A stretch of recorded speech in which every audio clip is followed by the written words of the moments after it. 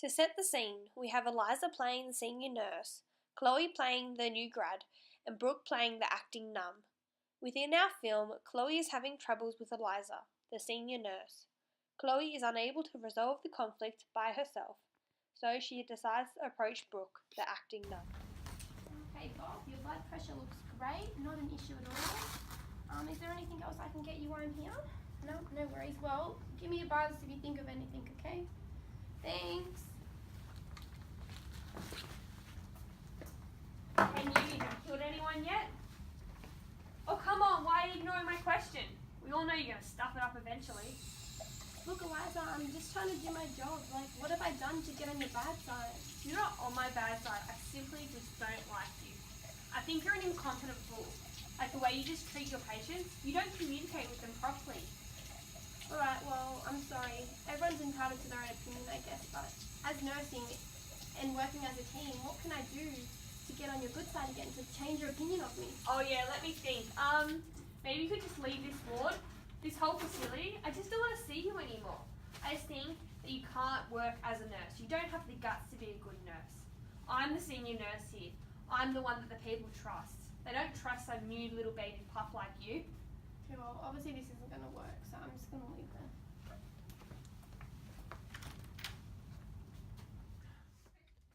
What should I do? Should I leave nursing? Should I hope it sorts its way out? I think I need to talk to the nun.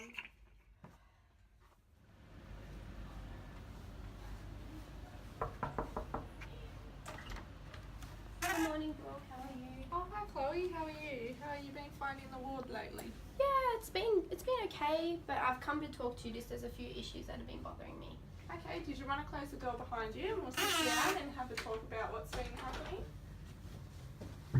Alright, so what are your concerns been? There's just been some dramas with one of the senior nurses on the ward. I've spoken to her about it and I've confronted her, but nothing's really changed. So I was just hoping I could talk to you about it. Alright, so we'll start from the beginning. Do you mind if I write a few things down just so I that's fine. can refer to it? Okay, no worries. Oh goodness, is there anything else that's been happening outside the ward?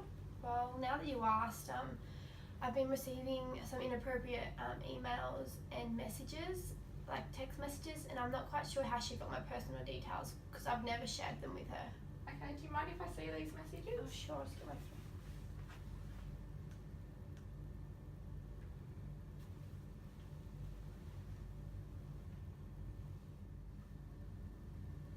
Okay. You did the right thing by coming to me, Chloe. Now, how would you like to approach this? Do you want us to sit down together with you and Eliza and have a chat about it?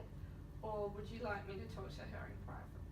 Honestly, Brooke, I'd prefer if you just spoke to her just one-on-one, just you and her, because I've tried to talk into her face-to-face and just it hasn't worked and nothing's changed. Okay, that's fair enough. I'll schedule a meeting with her this afternoon.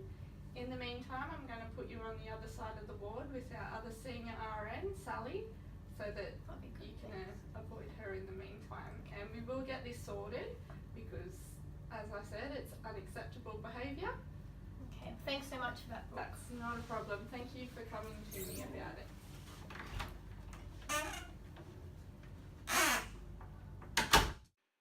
Gosh, what should I do? Do I sit her down and have a meeting? Do we have a coffee? Do I tell her in person or should I call her out of office hours? Am I a friend or am I a manager? Oh gosh, this is so hard. Eliza? Yes, Would you like to come into Of course, yeah. How are you? Good, how are you? Good, thank you. Now, there's just a couple of things that's been happening on the ward Yeah. that I'd like to have a talk to you about concerning our new grad.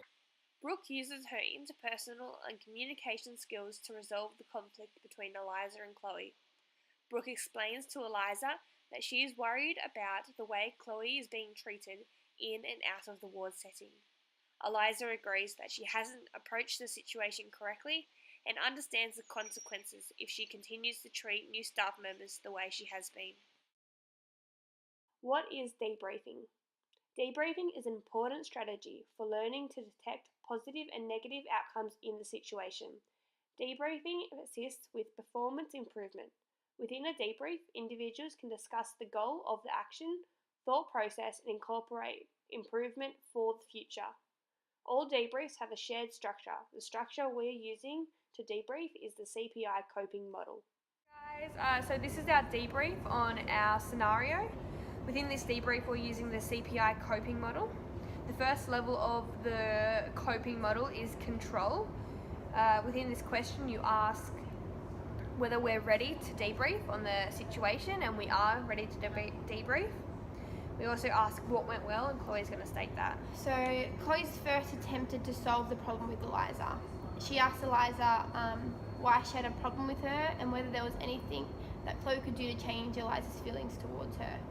After the conflict wasn't resolved, Chloe then approached Brooke the Num. What can be done differently in the future? So in the future, Eliza, the senior nurse, could be more understanding and forgiving to allow for a more therapeutic environment. The NUM could suggest some more problem-solving strategies to the new grad nurse rather than just tell Chloe that she will talk to the senior nurse in private. So the second stage is orientate within the CPI model. When you orientate, you have to talk about the facts of the incident. You have to ask what happened. So within the film, Chloe was obviously verbally and socially harassed by the senior RN. After the scenario wasn't resolved, Chloe approached Brooke the Num for further assistance to development of intervention. When did they get there? So the harassment started when Chloe started her new grad position in the same medical ward as Eliza. What was each person's response during the situation? Chloe responded by confronting Eliza face to face. When that approach didn't work, Chloe spoke to Brooke the Num, expressing her concerns about the situation and how it made her feel. Eliza was the major cause of the conflict with Chloe. After Eliza talked to the Num, she took on board what the Num said, and the conflict ended up being resolved. Brooke the Num responded to the situation by taking on a duty of care by giving Chloe the time to explain what has been happening in and out of the ward, and telling Chloe that they will find a resolution by speaking individually to Eliza about her harassment towards Chloe. Stage 3 of the CPI coping model is patterns. It's where you look at the cause and responses. First question is, are there things that seem to have caused the individual's behaviour? So Eliza may have felt threatened by Chloe, and Eliza may have not considered that Chloe was a new grad and her skill level was quite different, and judged her on a senior's RN skill level rather than a new grad's skill level and new learning experiences. Stage 4 of the coping model is investigate. It's where you figure out what needs to change. So firstly, we're going to brainstorm options of what might need to be done differently next time. The NUM should refer to the conflict resolution policies and procedures prior to responding and meeting with Eliza to ensure appropriate responses and resolutions for both parties involved. Are there things that you can do to prevent the situation from reoccurring? Effective introduction to all staff members, outlining the new graduate skills and expectations. And how can you strengthen or improve the individual's team response? The team members all need to support each other. If one member sees another in need, they should help out. Team members also need to communicate more effectively between each other. And stage 5 is negotiate, is where you agree on what changes and improvements need to be made. So make a commitment to change and agree on how to respond to the future. So nurses can learn to be more self-aware and empathetic. They need to be able to put themselves in other people's shoes. They need to be able to work as a team and support each other to allow optimal care for their patients. And the final stage is stage 6.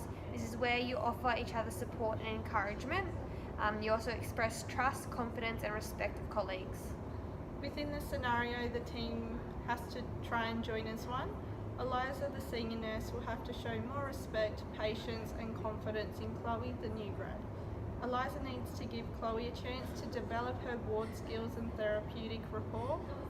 The NUM will encourage team bonding and team development strategies. And in conclusion, that was our debrief on interpersonal conflict in a clinical setting. We believe that by being able to give To be able to give an effective care, nurses need to be self-aware of how their actions may affect other team members. Nurses should develop self-awareness skills, empathy and emotional intelligence to effectively be able to collaborate with patients, other nurses and other members of the multidisciplinary team. This will assist with conflict resolution. And that's our Thank you. debrief. Thank you. Yeah.